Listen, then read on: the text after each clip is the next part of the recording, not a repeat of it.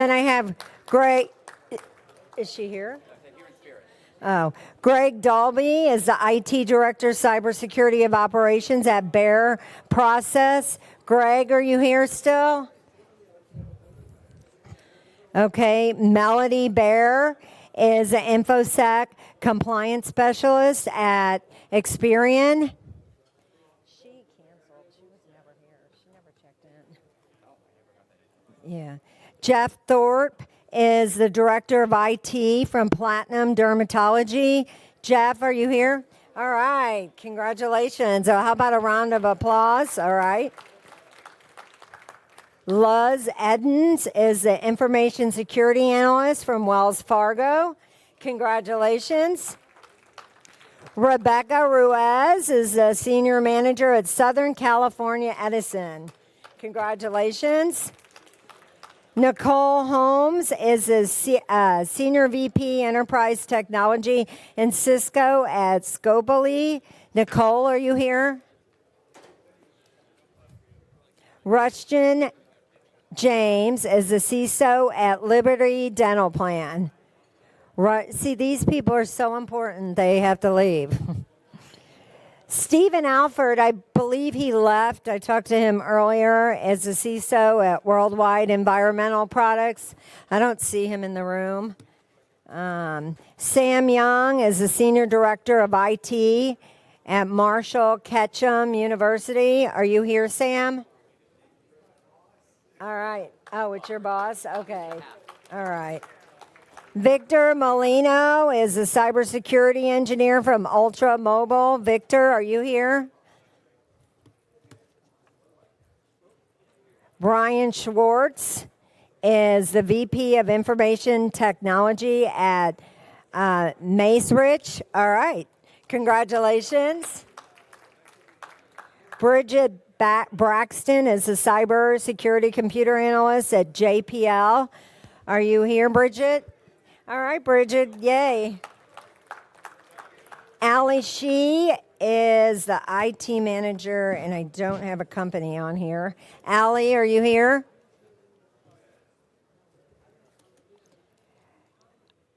Christine Valero is the IT project manager at Sol. Are you here? First off, is Christine here? Then I won't torture that company. Alex Roman is the manager of information security at the Children's Hospital. Alex, are you here? All right, Alex, congratulations. All right, Yazan El-Hamwi, do I say it Hamwi? He is sitting on our panel today from KabaFusion. He is their CISO, so thank you for being here today. We have John Turner, who was one of our fireside chat. Our keynote is the Senior Vice President at Accenture. Thank you for being here. And then Eric Chris from CustoMATRIX is their CEO. Thank you for being here. And then last but not least, we have Darin Andersen, the CEO at NXT Robotics.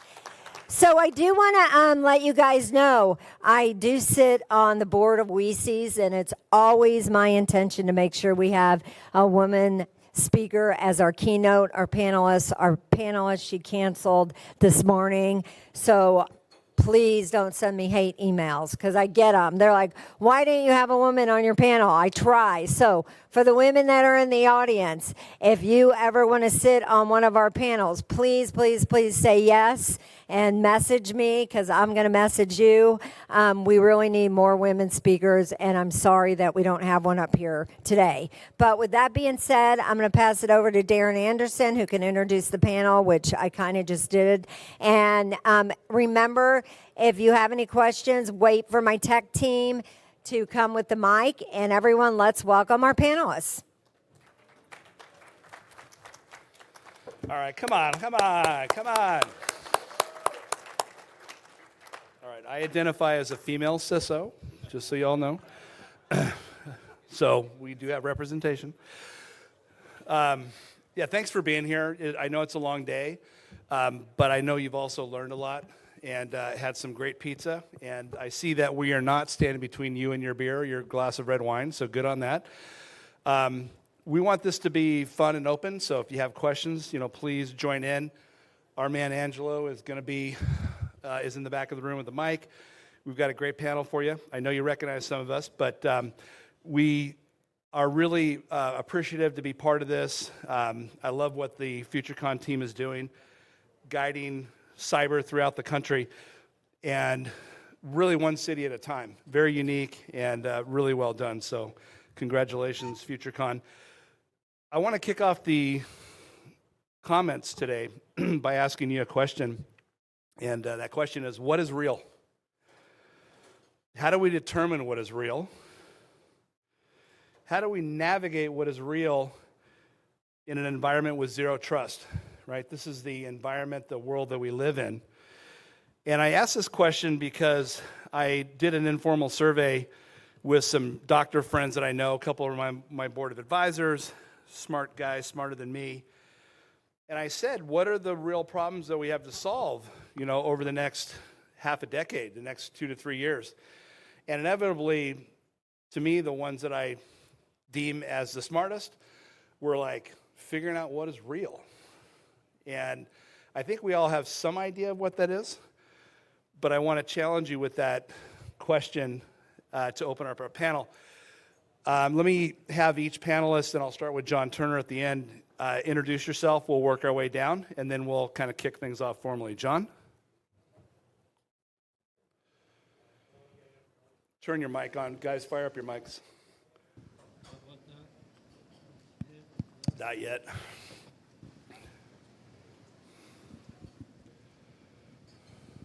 Check, check, check. And remember on these mics, put them right up to your gazoo, right there. That way you can hear. Okay, what is real? I might well have been a virtual me because you couldn't hear me. So John Turner, I'm Senior Vice President with Accenture, focused mainly on what we call the digital building lifecycle, developing digital threads, which create all sorts of problems for security. Thanks, John. Good afternoon, Yazan. everyone. Can you hear me? Yazan El-Hamwi. I'm the CISO at the healthcare company KabaFusion out of Cerritos, and we do home infusion across all states almost. Thanks. Good to be here. My name is Eric Chris, and I'm with CustoMATRIX. And take it away, Darin.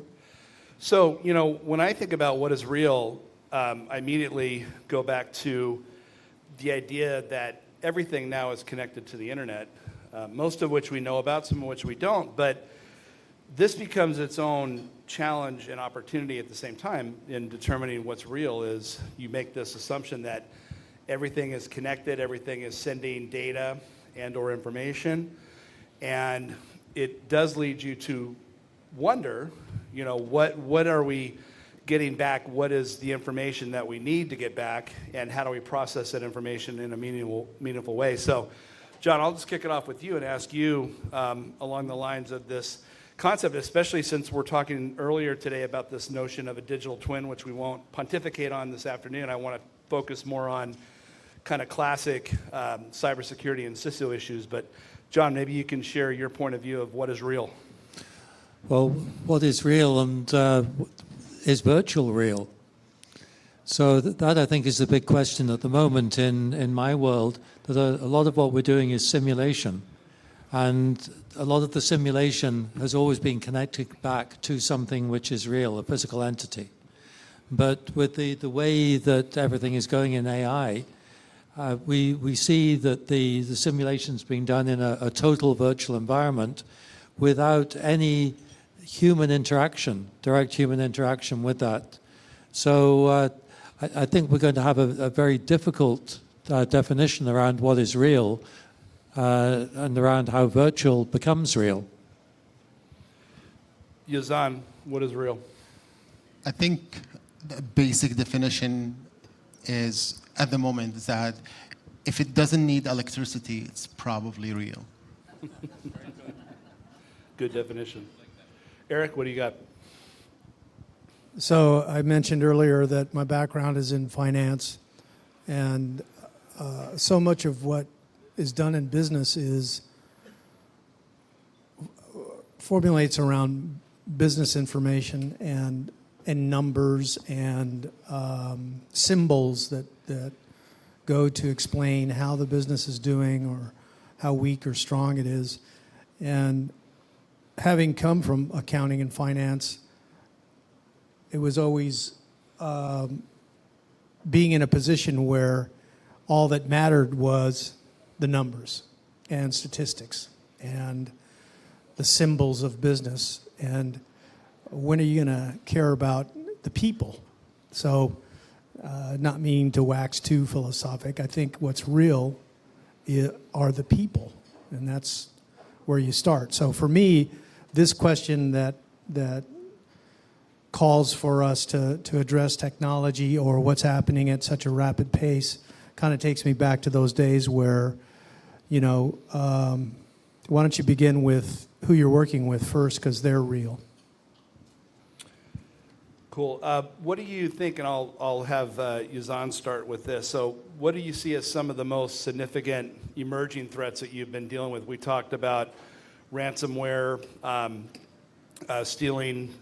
stealing tactics, and a lot of AI-related posturing and posing. Are you seeing that in your practice day to day?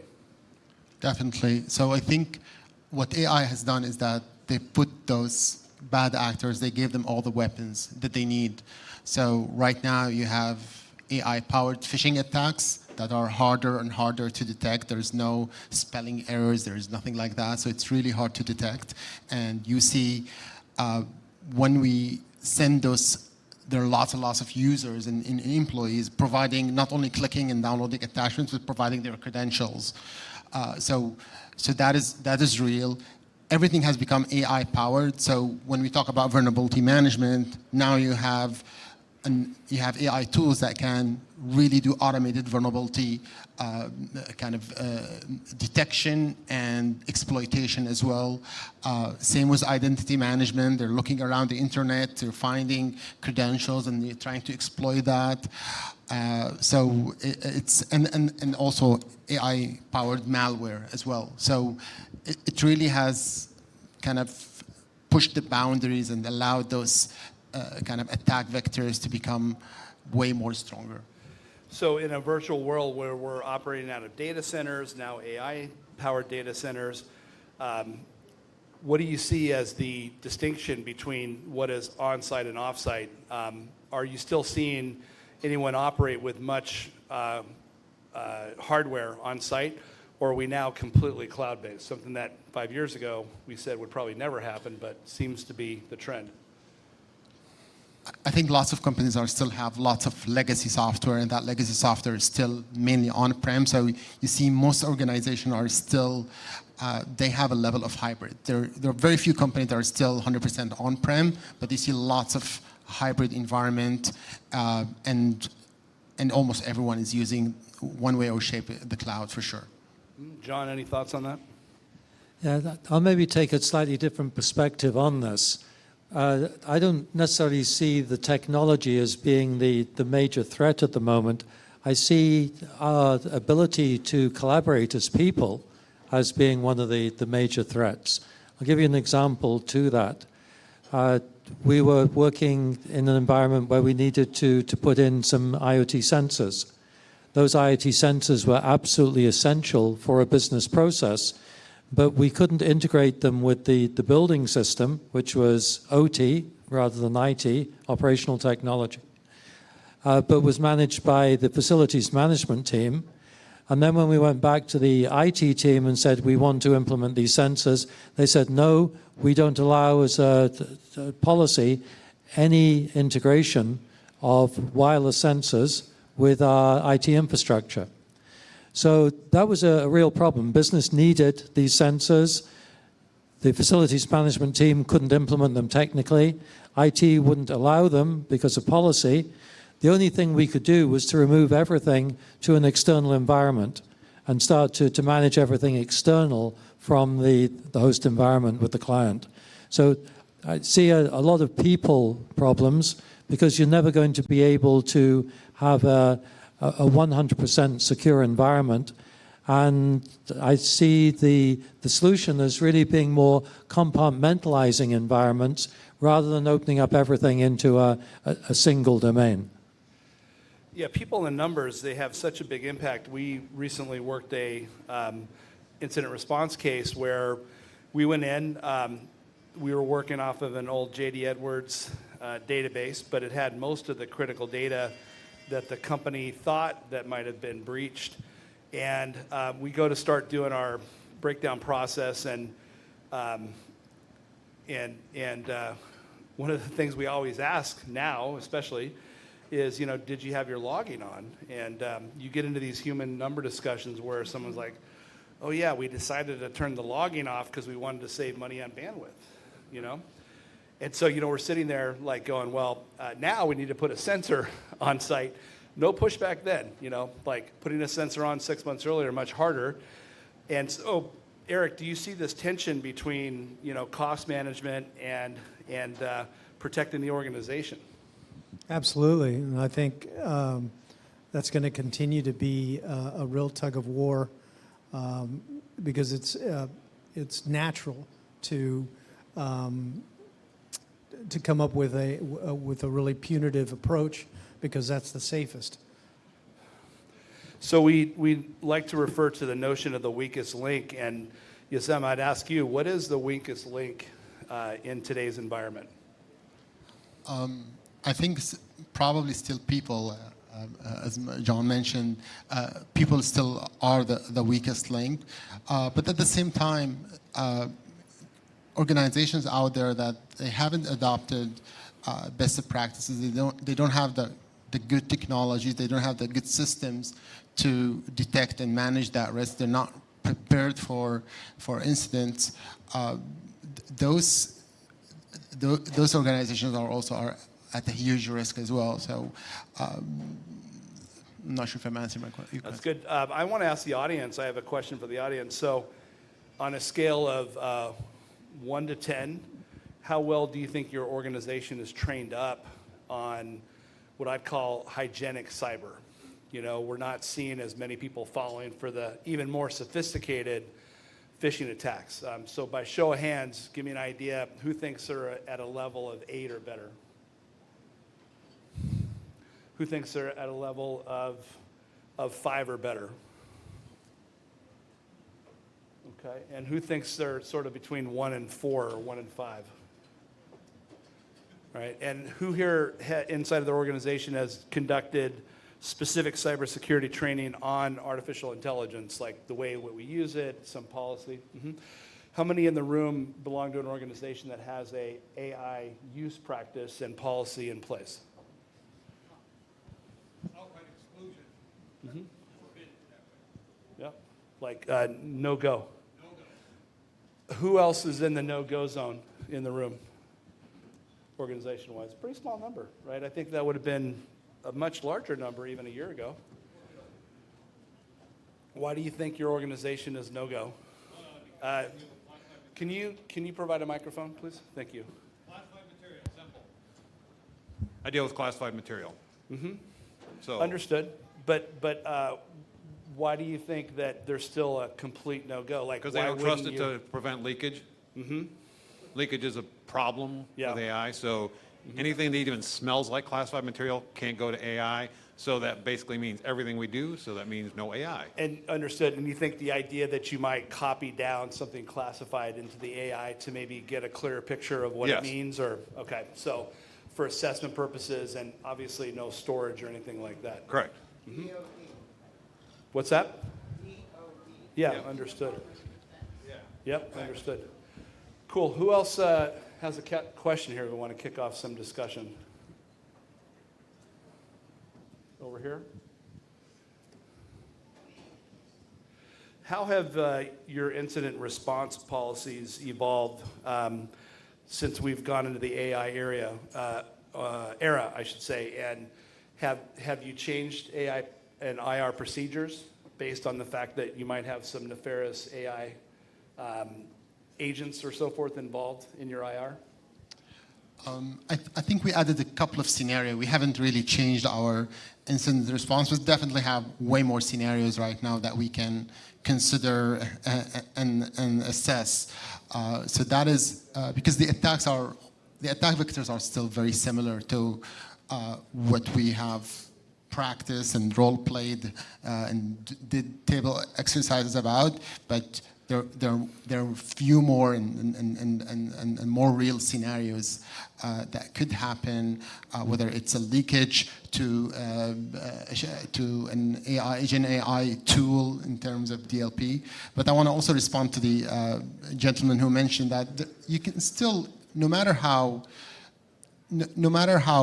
confidential the information you have, there are some options that you can even develop, or you use some vendors to use AI in a secure and private way. Of course, it's way more harder. It's if you need 100% security, just kind of disconnect, but you can't do that. So right now, if I turn off ChatGPT, more people will scream than if I turn off Google. So it's that level of usage that we have.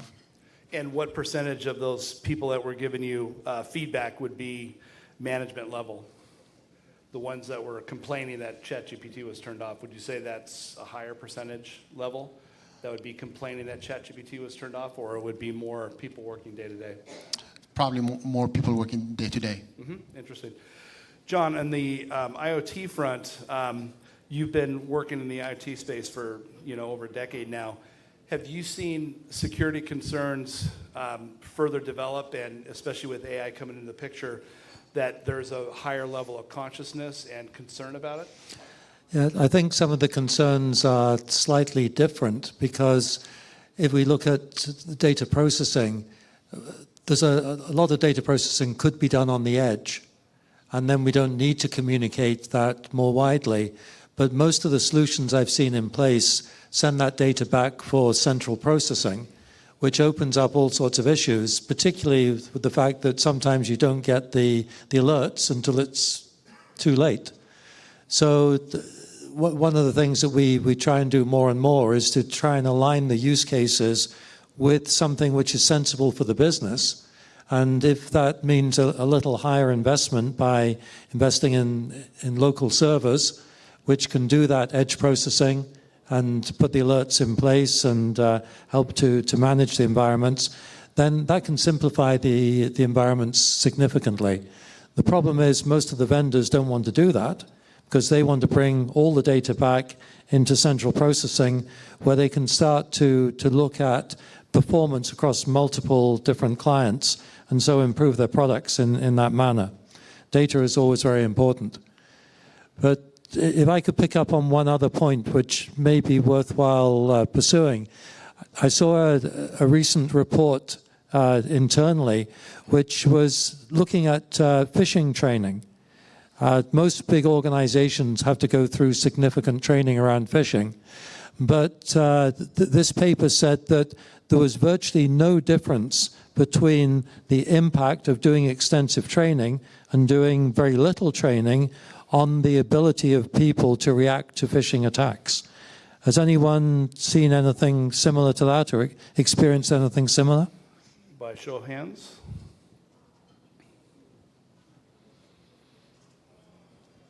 I want to shift for a moment to related to this supply chain security. Have your organizations, again by show of hands, have you been practicing good supply chain security? In other words, are you reaching out to your vendors and checking on their security? Anyone in the room want to comment on that or share an experience? Yeah, here. Angela? Sorry. Thank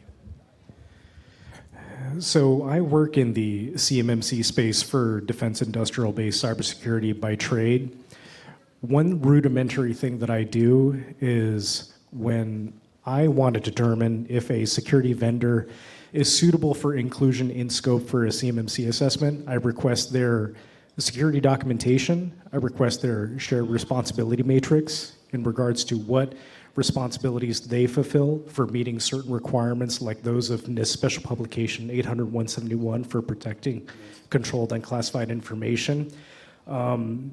I would say that that's probably on the lighter end of supply chain risk management, but that's the extent of what I do as a security consultant, is basically requesting from these vendors, hey, what is it that you officially provide to your clients that are using your services for their CMMC scope that demonstrates what you do to fulfill security requirements versus what they have to do as the consumer of your services versus what you both do together in support of these security requirements. That's one example. Thanks. And what does that interaction look like? Like, are you, passing information back and forth by email? Are you setting up a series of Zoom calls? Is it a document request? Like, what would you say your processes are around that? It depends on who you ask. In the case of Microsoft, they do have, in the case of CMMC, a dedicated FedRAMP email that provides that kind of body of evidence and security documentation if you can, prove that you are an actual bona fide consumer of their services, like Microsoft 365 GCC High, and in which case you have to create a specific email to receive that information. You have to sign an NDA, all routine and understandable stuff for protecting the confidentiality of this information, right? But if you were to talk to a vendor that is not, for lack of a better phrase, well established as Microsoft 365 and Azure, you might get somewhat of a runaround, somewhat of a rigmarole, and some kind of sensitivity and close, safeguarding of that information, where they're not readily willing or able to present that information in the same way that Microsoft 365 would be willing to. Some might not even provide that information to you at all. And at that point, it might be worthwhile to start shopping for another security vendor that is willing to play by the rules of something like the CMMC program in the defense industrial base. Or has the ability to do that. John, can Yes, you sir. comment on the Microsoft components, since you've worked pretty extensively with them? Yeah, one of the biggest issues there is to go through all the certification for an application before Microsoft would even think about using it.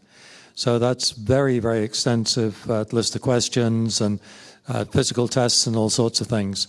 So really the big hyperscalers we work with take security very, very importantly. Thanks. Eric, I wanted to ask you about compliance and privacy. We talked a little about privacy in an earlier session, but from a compliance standpoint, what evolution, what trends are you seeing that maybe are the same or maybe evolving to some new elements?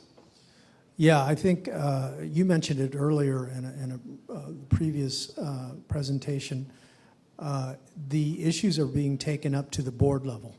And if you take the regimen that would be more ideal or approaching ideal around the issues of privacy to the board level, and it becomes more of an institutionally communicated doctrine, if you will, or set of compliance guidelines, then you're going to have, it may not be the most ideal way to ingrain it in the culture of the organization, but it has to be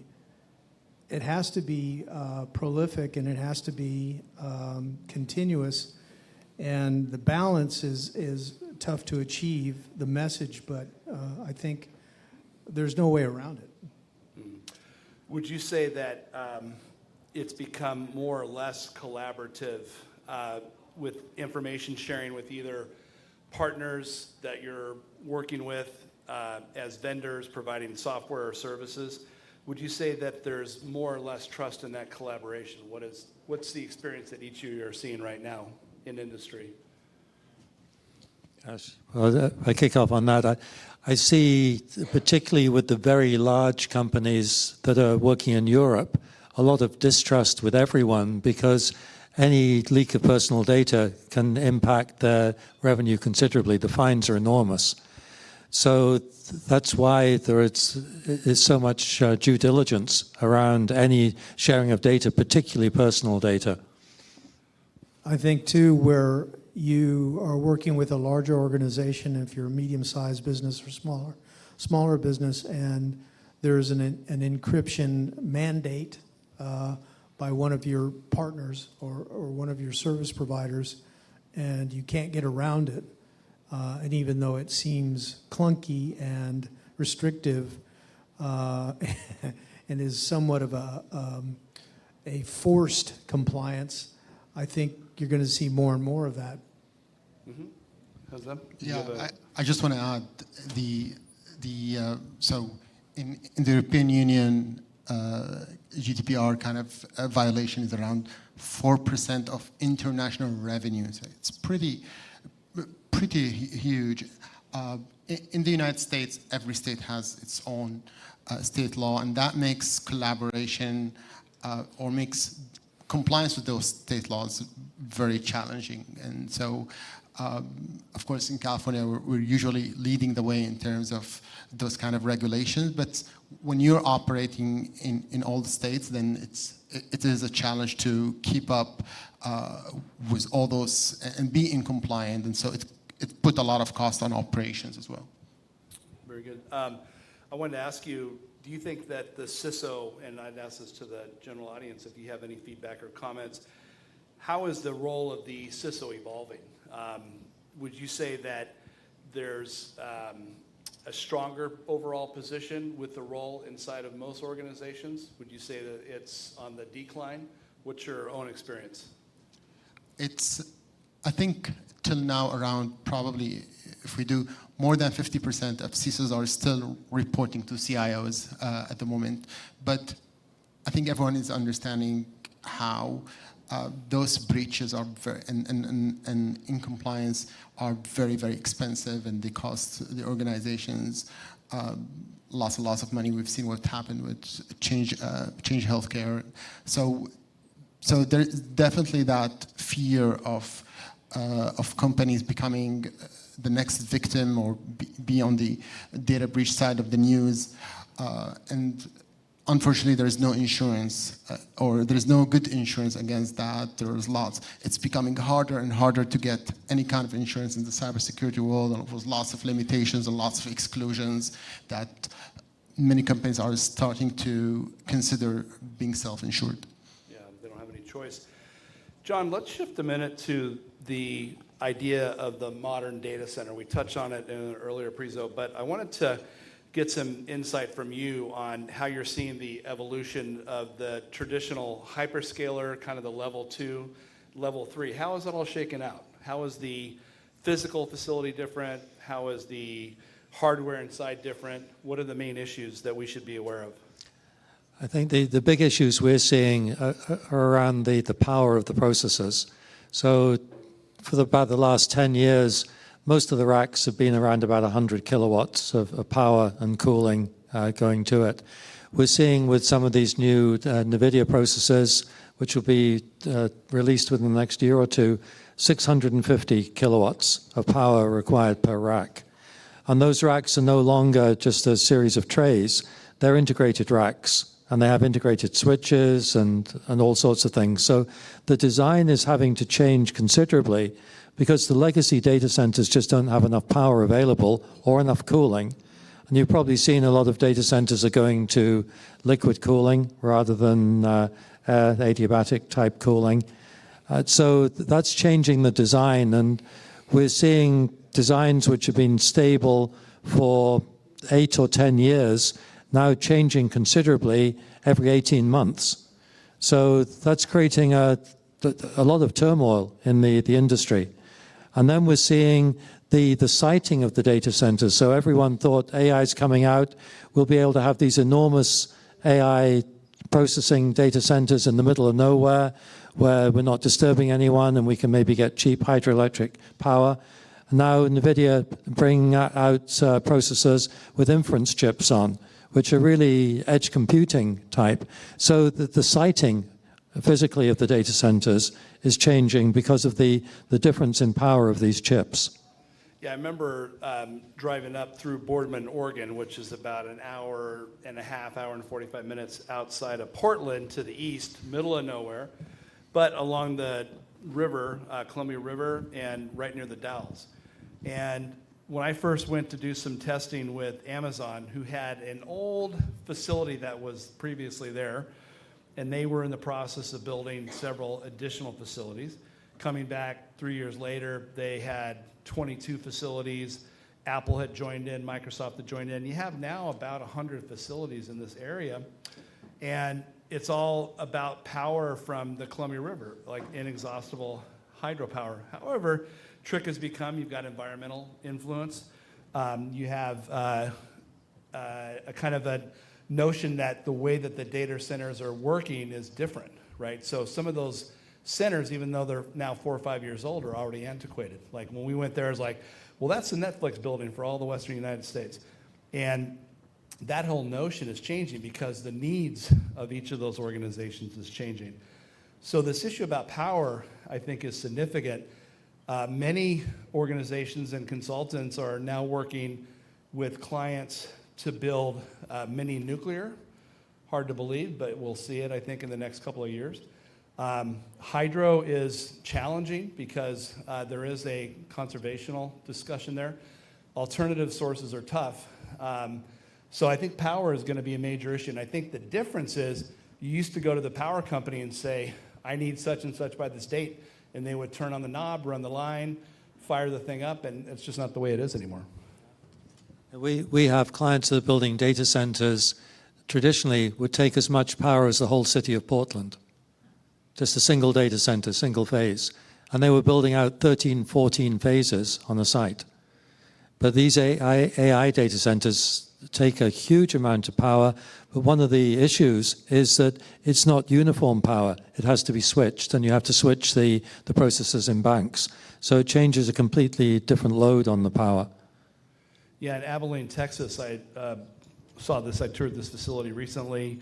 They truly have this large, traditional type data center. Right next to it is a second facility for AI.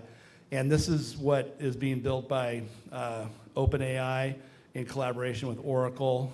And so this idea is coming. The other thing that's shifted is the notion that it's become international, right? It's not just a U.S. discussion. People are looking to site these facilities all over, and there's a bit of an arms race that's taking place. Yeah, well, the data centers have to be all over the place because of latency. That's a big issue. But you mentioned the use of small modular nuclear reactors. You probably see in the press that 3 Mile Island is starting up again purely to power Microsoft data centers. So there's going to be a huge regeneration of nuclear industry because it produces nice even power, which is consumed 24 hours a day. Yeah, so you have micronuclear, and so we're now in 4th generation nuclear, and China is probably the lead vendor in that space. So there's this tension that exists with working with Chinese to help build American facilities either here or abroad. And that's going to be a delicate walk and a delicate dance. Eric, can you share a little bit more about what it looks like in the CFO office to interact with your technology partner, which is the CTO or the CEO, and as they try to fund some of these initiatives, what's that conversation look like? Well, I think it's going to be a combination of recognizing enterprise risk as a general category and continued invasions or cyber threats that are causing hard dollar losses are going to add to the portfolio of that general category of enterprise risk. And I think the entire scope of what a corporation or an organization looks at as being risky is going to be very dramatically tied to cyber risk because it's that much more imposing. I think the additional hope of innovation that will also come as a result of these threats, innovation around being able to deal with them more rapidly is something that we can count on. That's the one thing that, that's the upside of AI. It's also the upside of the way our technological advancements break through. Remember the days where we didn't have virus protection? I mean, it was, you got all of these, back in the early days, you got all of these threats and attacks, and then eventually you had all of these solutions that were innovated. So I think the same thing's going to happen in this next wave. It couldn't come sooner. Absolutely. Who's got a question for the panel? Right here? Yeah, so And then over there? this whole power. 1 second, we'll just get the microphone. And speak into it, please. Yeah, so the whole power issue and cooling, how is that being handled or managed, or who's doing what? Generally, in broad principles, they're going into liquid on-chip cooling. So the chip design is changed, so there's a heat sink actually built into the chips. You just put water through that and then cool the water afterwards. And then the cool air is used for general cooling. But that's really changing in the complete redesign of the racks, because everything has to be integrated in a very different manner. Is there like a specific vendor that's taking the lead on the racks type The- of thing, or are they all? Well, the hyperscalers are putting their own solutions together. They don't wait for vendors to do it. And that's one of the real issues at the moment, I think, in the market, is the ability to predict where everything is going. Right. Because up until probably 2 years ago, the market was relatively stable. You could predict. It takes about 4 years to build a large data center. And you could predict in 4 years you're going to have a certain demand and you're going to have certain servers. But now with what AI has done is completely changed the ability to predict on its head. And so, you bring out a new design of data center, it's redundant before you actually build it. Yeah, at least here, where you've got a lot of regulatory, one advantage that China and some other countries have is they're just building stuff faster, right? So John talked about a hospital that I saw go up in 6 weeks. And, I've certainly heard of cases where bridges have been fixed, stuff that, has taken us weeks, months, is getting happening a lot quicker. What does that mean? AI is advancing faster in those domains. So, question here? I wanted to understand, and this question is for John, from a compliance standpoint, is that John discussed about how Europe is ahead and the mandates are there when it comes to ISO aspects and federal mandates and so on and so forth. How do you go about mandating NIST, which is a guidance in the United States? And I know SEC has a law and they're talking about, within 4 days you have to go about spinning up the number when it comes to incidences. And this is the first time you kind of have come the closest when it comes to a law for cyber. But how do you go about enforcing the guidance itself when it comes to NIST? And I don't think anything is necessarily enforced. Most of these are purely guidelines, but the only enforcement is then coming through the AHJs, the authorities having jurisdiction, which are the local building regulations. I mean, CCPA is something like a jurisdiction type of guidance, but Yeah, there are so many rules and regulations. It's a minefield to try and move through these, which I think is why it takes so long to get a project really off the ground. And if we could find some way to somehow, maybe it's AI brings together all these rules and regulations into something that we can actually understand. But one of the big problems is that the people doing the certifying are generally fairly old federal departments, which are not enabled to take an input from this new technology. So, for example, in building out a new data center, everything has to be stamped physically on paper. So the paper is significant. The rolls of paper for a data center are probably about 3 feet in diameter. You need multiple sets of these. So it takes a long time to go through and check these, whereas all of these plans have been checked previously with rule-based systems or with AI to make sure they're all in compliance, but the people won't accept that certification. So we've got to simplify our rules if we're going to be agile enough to compete. And that's why, in terms of incident reporting, you know, it's kind of always been the standard that a lot of companies are self-reporting unless the information gets out into the public domain, or organizations get outed by a hacking organization that's trying to extort them and saying, if you don't report, we'll report on your behalf. Definitely seen that one happen. In general, it's all about undertaking and understanding the incident and then trying to patch that incident as best you can before you have to go out and report, if you have to go out and report. Because what starts as a breach may not end up as a breach, you know, a lot of times if you go through the steps and prepare and make sure that nothing has been compromised. Was there a question over here?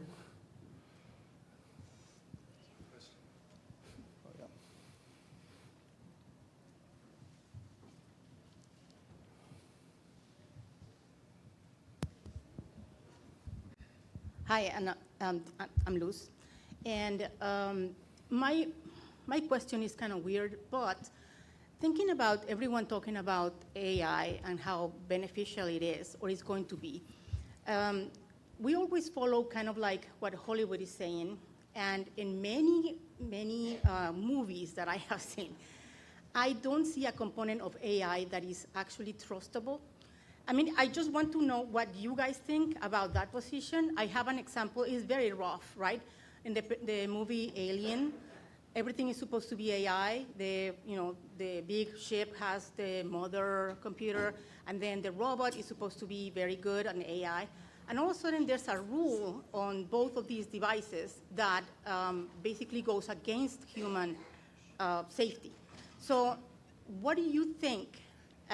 Or have you seen examples on Hollywood or anywhere else that is like futuristic, that where AI is actually a good guy instead of a bad guy? Because I have a lot of examples with bad guys. But So when we see movies, we see a lot of the bad representations of artificial intelligence, is what you're saying, right? And you're asking, are there actually good representations?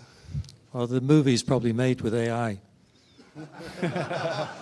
Well, John, I have one. You talked about your experience at the Sears Support Center during our pregame. Yeah, I actually had a personal experience in that my washing machine broke down. So I phoned the local service dealer, and rather than getting a person or a voice response unit, I got an AI agent, and she introduced herself. She said, I'm an AI agent. I'm going to take you through the whole experience of diagnosing your washing machine and getting a service representative to you. And that was an amazing experience, because it actually went absolutely perfectly to the fact that she was able to, first of all, ask me to take a picture of the serial number and the model number of the washing machine. She then said, these are the typical problems that we face with this machine. Do you relate to any of them? And I went through and described the problem, and she said, okay, it's a problem that we encounter. It's a piece of equipment that's failed. One of the pumps had failed. We'll make sure that the service agent comes out with that pump. It was a most amazing experience. And when you consider, I'll contrast that with an experience that I had with my car insurance company when my car came off lease and I wanted to register it in my name. I couldn't do that through the internet. I couldn't do that through the voice response unit. And I had to wait until an agent became available, and she did it in about 3 seconds. So it's all about how technology is used. And I think we forget that the main use of technology, and we had this conversation a little bit this morning, the main use of technology is about making the human interaction more meaningful and more valuable. It's not necessarily about making the process more efficient.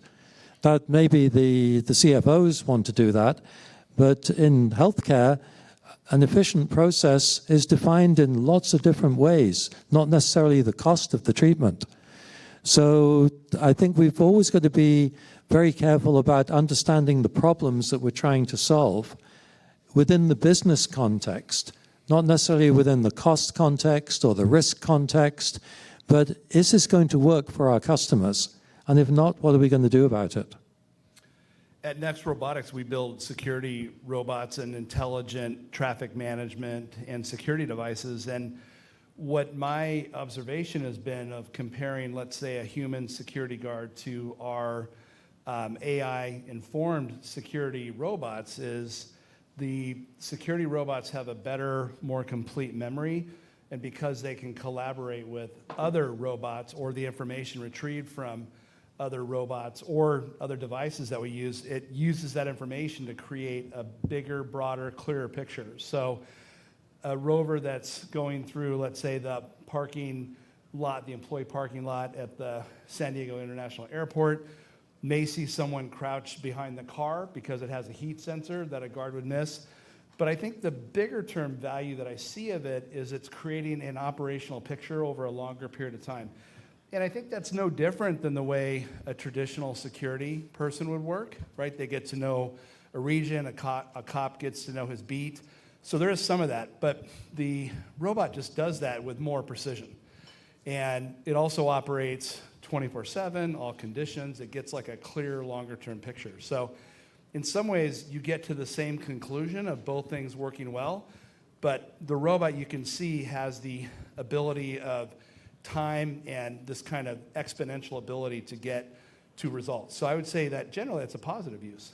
And also, like a human, and I think the robots will get better at this, if it sees someone laying down in the parking lot of the airport, we'd see that as a high alert. If we saw someone in the terminal sleeping on a bench getting ready for a flight, that would be a lower priority. So the hardware and software and the AI that informs that do a pretty good job at that. And I think that's just going to keep getting better. And that ability for that robot to run in all weather conditions, 24/7, kind of always being on guard in the worst of the weather and the worst of the conditions is another benefit. And I think in general, that's a plus that robots and Android robot devices are going to bring. It's, again, replacing some of those jobs that people don't necessarily want to do.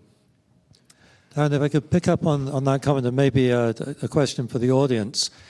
IoT devices, robots, anything is producing a huge amount of data. Are you finding that the storage and access to the data is getting difficult or too expensive for the business, or there's just so much data that the conclusion that you want to draw from that data is just getting lost because you can't process it in the way it needs to be processed? Any thoughts on that? I know it's a problem that we face. Our rovers will run continuously, and they're continuously building up video. Our robots have up to 4 cameras on them, so all those are being recorded. The AI is really beneficial because if it sees an event, it can focus on that content, and it can reduce the content waste of the other. So either we're truncating that content and not using it as quickly, or not storing it over the long term if we didn't see that anything happened. I mentioned previously the ability to use edge devices to do that sort of thing. So one of the things we're finding that the IoT sensors were producing a huge amount of data, but it can be very stable data. But if it's stored centrally without any pre-processing, you're inclined to store it all just in case you need it. But if you're doing some edge processing, you can just store events and you can discard everything else. So it's maybe a factor when you think about designing these systems that you look at different type of processing, different type of storage that has different security requirements as well. Yeah, and exactly. So statistically, we can start to see that what we also call an event is something that meets a certain criteria that we've seen over and over and over, the robot's seen over and over and over. So that's definitely a benefit where you don't need to keep all the content. I'm going to ask one last time for any questions in the audience, and then we'll go ahead and do a quick wrap-up. Any other burning questions? One over here. Great. Follow-up. Thank you.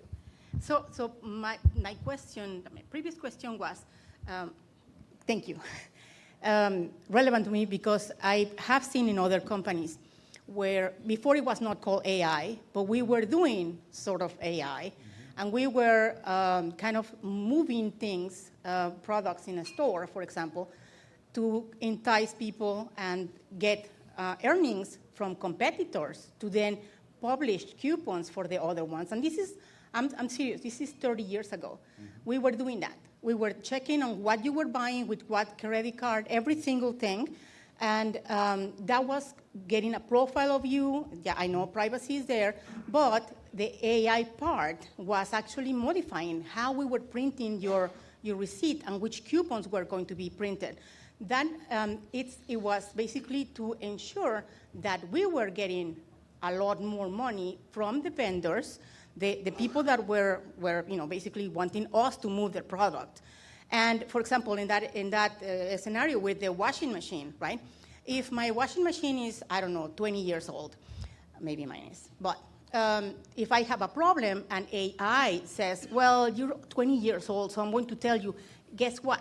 You don't have a solution. You need to get a new one. That's the part that I don't know if it's going to be used properly or trying to make sure that the companies get ahead and introduce these false, I don't want to say false, but their way of telling you, hey, give me more profit. Maybe inaccurate advice or information. Yeah, it may be to get you a better product. Mm-hmm. Yeah, right. But it benefits them for sure, and it may be getting you a false sense of urgency to replace that thing instead of taking it to the shop and have it change a pump or something. Well, I'd So say that's your company or the company you worked with 30 years ago had a profit motivation, and that has continued. And definitely I see that as having a darker potential to it, but it sort of is the way that we've been going for a while, right? And I think the big companies and organizations do a pretty good job at optimizing that. You've all heard, if you haven't bought a product, you're probably the product. And in a sense, that notion of one side personalization to say, you have this shopping experience, would you like to buy these things? Which for me, I find it helpful. For my girlfriend, it drives her nuts, because she feels like she's being spied on all the time. So some of that's a kind of a personal characteristic. And I think what I'd like to see is systems that are taking that into account in your preferences. And you do have some ability to moderate and modulate that, but it's challenging because usually, the principle is all about dollar optimization. So if we keep that practice, I suspect that'll be the case. But what do others Can I give one example of what I think is a very bad use of AI, and that's demand-based pricing for concerts. So it's being used very extensively now that if they get big demand from the public, they put the price up, and so the price is flexible. That, I think, is a horrible thing. And I think, though, that people are sensible enough that they will react to that and they'll stop going through those vendors. Yeah. You'll choose to opt out of that. Well, let's go ahead and wrap up. Thank you for the questions. Maybe we could do a 1-minute wrap-up, share a little bit about something you're studying or is interesting around this topic to you, any advice around cybersecurity best practices, or just something that is interesting to you out in our environment related to AI, cyber, or whatever else. Woodworking for you, Eric. You want to start, Eric? Yeah, I just purchased a CNC machine, and I'm going crazy with it on my woodworking projects. Thank you. Yeah, Yazan? I would encourage everyone to find an open source language model, download it, whatever it's customized for, and start playing with it. You will find lots of value, and you might come up with the next product that everyone is asking for. Great. And John, wrapping us up. I would say don't lose the big picture, because I think we're all focused on a particular type of threat or a particular application. Business is going to the integration of lots of different applications and trying to string them all together into these digital threads. So if you get too much into the detail, you're going to miss the big picture, and you could miss the big opportunity for your career. So, it's likely that if we were sitting here together, probably in a field somewhere 200 years ago, that most of us would be doing agricultural work, would be attached to a farm, would probably be working in some family environment. And here we are, fast forward 200 years with a lot of new options. Most of us are city mice, living in the city, enjoying the benefits of ease of access to all the products that we want. So I just say hold that reference, because it could get interesting over the next number of years. And I don't think it's 200. I think it's 2 or 5 or 10. Things are going to change. But remember that things have changed in the past. So I would just encourage you to keep a positive outlook, to look, as we always have as cybersecurity professionals, to create solutions to problems, and to look towards the optimistic and positive side of things. So with that, I'd like to thank our panel and FutureCon. I'm Darin Andersen. Our speakers will be available to chat with you afterwards. Grab some more pizza, beer, and wine, and enjoy the rest of your afternoon. Thank you.